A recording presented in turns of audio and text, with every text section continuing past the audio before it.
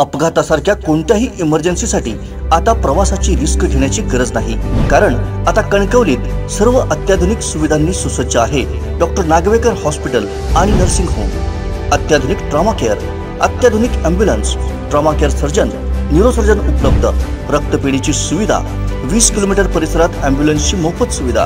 Doctor Nagwekar hospital आणि nursing home 24/7 emergency service. Mobile 9852 108 108 आणि 8803 108 108।